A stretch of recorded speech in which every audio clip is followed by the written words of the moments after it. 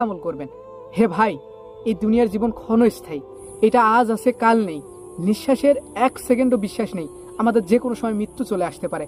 অতএব বেঁচে থাকতে আপনি নেক আমল করুন, যাতে আপনার যখন মৃত্যু হবে তখন যেন আফসোস করা না লাগে। হে আল্লাহ, আপনি আমাকে আরেকটা সুযোগ দিন, তাহলে আমি দুনিয়াতে গিয়ে নেক আমল করব, ভালো কাজ করব, সৎ কাজ করব, এই আফসোসটা যেন আমাদের না করতে হয়। অতএব আপনি এখন বেঁচে আছেন মানে আপনার সুযোগ আল্লাহ সুবহানাহু ওয়া তাআলাকে সেজদা দেওয়া, আপনি বেঁচে আছেন মানে আপনার সুযোগ নেক আমল করা, আপনি বেঁচে আছেন মানে আপনার সুযোগ জান্নাতকে অর্জন করা, আপনি বেঁচে আছেন মানে সুযোগ আল্লাহ সুবহানাহু ওয়া তাআলার সন্তুষ্টি অর্জন করা। আপনার নিঃশ্বাস বন্ধ হয়ে গেলে আপনার নেক আমলের খাতা বন্ধ হয়ে যাবে, আপনি চাইলেও আর কোনো নেক আমল করতে পারবেন না।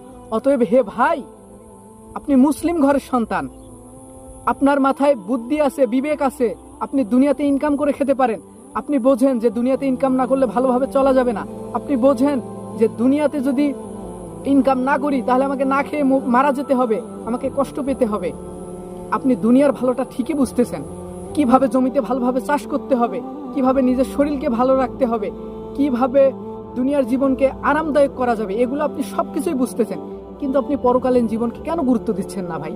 আপনি একটু ভাবুন, আপনি এখন যার জন্য এই দুনিয়াটা করতেছেন সে আপনাকে মনে রাখবে না।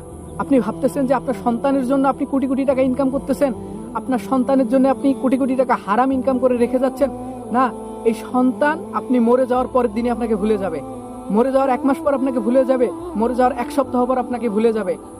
এটার বাস্তব উদাহরণ আপনি আশেপাশে লক্ষ্য করে দেখুন। অনেক সন্তান তার পিতামাতাকে ভুলে গিয়েছে, অনেক সন্তান তার পিতামাতাকে কবরে রেখে এসেছে, কিন্তু কোনোদিন তার জন্য দোয়া করেনি, কোনোদিন তার জন্য দান সদকা করেনি। অতএব আপনি কার জন্য এই দুনিয়াকে হারাম ভাবে অর্জন করতেছেন? কার জন্য আপনি আপনার নিজের ভালোটা ভুলে গেলেন? হে ভাই, আপনি নিজের ভালো বুঝতে শিখুন, আপনি নিজের ভালো বুঝতে শিখুন। আপনি মরে গেলে আপনাকে 4 দিন পর সবাই ভুলে যাবে, আপনাকে কেউ মনে রাখবে না। অতএব আপনি কার জন্য এই দুনিয়ার পিছনে ছুটতেছেন? আপনি আশেপাশে লক্ষ্য করুন, আপনার অনেক আপনজন এই পৃথিবী ছেড়ে চলে গেছে। কয়টা সন্তান তার জন্য দোয়া করে, কয়টা সন্তান তার জন্য দান সদকা করে? আপনি লক্ষ্য করুন, লক্ষ্য করলে আপনি বাস্তব উদাহরণ দেখতে পাবেন। আপনি মরে গেলে আপনার কি অবস্থা হবে এটা আপনি দেখতে পারবেন। অতএব দুনিয়াতে বেঁচে থাকতে নিজের ভালোটা বুঝুন, কি করলে পরকালীন জীবন সুন্দর হবে এটা বোঝার চেষ্টা করুন। অতএব হে ভাই, আপনার কাছে মেসেজ থাকবে, আপনারা সকলেই নিজের জীবনকে নিয়ে ভাবুন, নিজের জীবনকে কোন পথে পরিচালনা করতেছেন এগুলো নিয়ে একটু ভাবুন। আজকের সংক্ষিপ্ত ভিডিও এখানেই শেষ করলাম। আসসালামু আলাইকুম ওয়া রাহমাতুল্লাহ।